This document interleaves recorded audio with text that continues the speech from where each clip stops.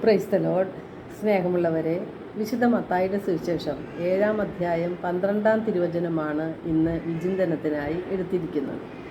മറ്റുള്ളവർ നിങ്ങൾക്ക് ചെയ്ത് തരണമെന്ന് നിങ്ങൾ ആഗ്രഹിക്കുന്നതെല്ലാം നിങ്ങൾ അവർക്ക് ചെയ്യുവിൻ. യേശു പറഞ്ഞിട്ടുണ്ട്, നിന്നെപ്പോലെ തന്നെ നിൻ്റെ സഹോദരങ്ങളെയും അയൽക്കാരനെയും സ്നേഹിക്കണമെന്ന്. കാണപ്പെടുന്ന സഹോദരനെ സ്നേഹിക്കാതെ കാണപ്പെടാത്ത ദൈവത്തെ സ്നേഹിക്കുവാൻ നമുക്ക് ആർക്കും സാധിക്കുകയില്ല. നാം എപ്പോഴും ചിന്തിക്കുന്നത് എന്നെ മറ്റുള്ളവർ സ്നേഹിക്കണം, അംഗീകരിക്കണം, ബഹുമാനിക്കണം എന്നൊക്കെയാണ്. എന്നെ സഹായിക്കാൻ ആവശ്യനേരത്ത് ധാരാളം സുഹൃത്തുക്കളും അയൽക്കാരുമൊക്കെ ഉണ്ടായിരിക്കണം എന്ന് നാം എല്ലാവരും ചിന്തിക്കുന്നുണ്ട്, ആഗ്രഹിക്കുന്നുമുണ്ട്. എന്നാൽ മറ്റുള്ളവരെ സ്നേഹിക്കുവാനും അംഗീകരിക്കുവാനും പ്രോത്സാഹിപ്പിക്കുവാനും നാം മറന്നു പോകുന്നുണ്ട്. യഥാർത്ഥത്തിൽ നാം മറക്കുന്നതല്ല, മറ്റുള്ളവരെ അംഗീകരിക്കുവാനുള്ള വിശാലമായൊരു ഹൃദയം നമുക്കില്ല എന്നുള്ളതാണ് സത്യം. നമ്മുടെ ഹൃദയത്തിലെ അഹങ്കാരമാണ് മറ്റുള്ളവരെ അംഗീകരിക്കാൻ തടസ്സമായി നിൽക്കുന്നത്. നാം എപ്പോഴും സ്വന്തം താല്പര്യം മാത്രം നോക്കി പോകുന്നവരാണ്. സ്വന്തം വളർച്ച, സ്വന്തം സന്തോഷം അത് നോക്കി മുന്നോട്ട് പോകുന്നവരാണ് നമ്മിൽ ഭൂരിഭാഗം വ്യക്തികളും. ഫിലിപ്പി 2:4 വിശുദ്ധ പൗലോസ്ലീഹ പറയുന്നു, ഓരോരുത്തരും സ്വന്തം താല്പര്യം മാത്രം നോക്കിയാൽ പോരാ, മറ്റുള്ളവരുടെ താല്പര്യവും പരിഗണിക്കണം. യേശുവിനുണ്ടായിരുന്ന ഈ മനോഭാവം നമുക്കും ഉണ്ടായിരിക്കണം. അപ്പോൾ യേശുവിന് ഉണ്ടായിരുന്ന മനോഭാവങ്ങൾ എന്തായിരുന്നു എന്ന് നാം അറിഞ്ഞിരിക്കണം.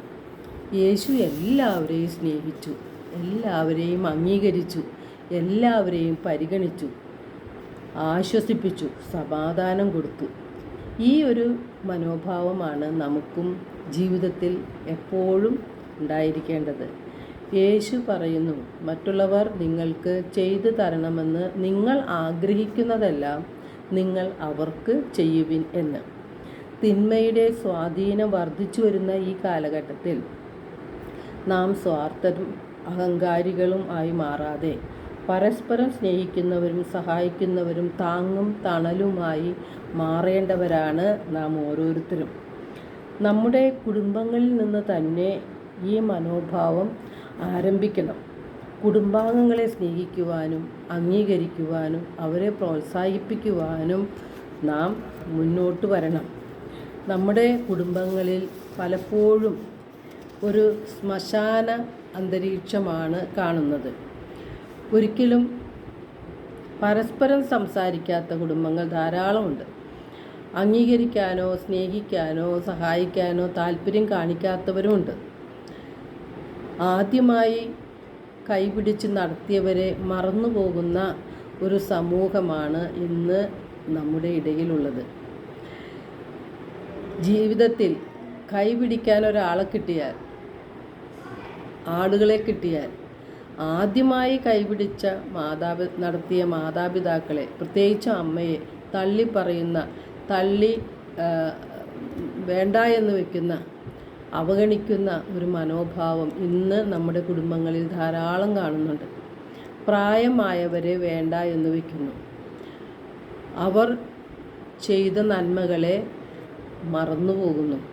അവർ ഒറ്റപ്പെടലിൻ്റെയും തിരസ്കരണത്തിൻ്റെയും വേദനയിൽ കഴിയുന്ന അമ്മമാരും അപ്പന്മാരും ഇന്ന് സമൂഹത്തിലുണ്ട്. നമുക്ക് ലഭിക്കേണ്ട സ്നേഹവും അംഗീകാരവും പ്രോത്സാഹനവും ആശ്വസിപ്പിക്കലുമെല്ലാം നമ്മുടെ കുടുംബത്തിൽ അതാവശ്യമുള്ള നമ്മുടെ പ്രായമായവരുണ്ട്, മക്കളുണ്ട്, അതുപോലെ നമ്മുടെ ചുറ്റുപാടുമുള്ള അയൽക്കാരുണ്ട്. ഇവരോടൊക്കെ നാം സ്നേഹത്തോടും സമാധാനത്തോടും പെരുമാറുമ്പോൾ, അവരുടെ ആവശ്യങ്ങൾ സാധിച്ചു കൊടുക്കാൻ, നമ്മളെക്കൊണ്ട് കഴിയുന്ന വിധത്തിൽ സാധിച്ചു കൊടുക്കാൻ ശ്രമിക്കുമ്പോൾ, അവരെ ആശ്വസിപ്പിക്കുമ്പോൾ, സമാധാനം സ്ഥാപിക്കുമ്പോൾ, ദൈവത്തിൻ്റെ സ്വഭാവമാണ്, യേശുവിൻ്റെ സ്വഭാവമാണ് നമ്മുടെ ജീവിതത്തിൽ നാം പ്രാവർത്തികമാക്കിക്കൊണ്ടിരിക്കുന്നത്. ഇതാണ് ദൈവം നമ്മിൽ നിന്ന് ആഗ്രഹിക്കുന്നതും. അപ്പോൾ നമ്മുടെ കുടുംബങ്ങളെ, നമ്മുടെ ഒരു മക്കളെ, മാതാപിതാക്കളെ, അയൽക്കാരെ എല്ലാം സ്നേഹത്തിൽ ഒരുമിച്ച് ഐക്യത്തിൽ കൊണ്ടുപോകാനാണ് നാം നിത്യവും പരിശ്രമിക്കേണ്ടത്. എല്ലാവർക്കും ഒരു നല്ല ദിനം ആശംസിക്കുന്നു. ദൈവം നമ്മെ ഓരോരുത്തരെയും സമൃദ്ധമായി അനുഗ്രഹിക്കട്ടെ.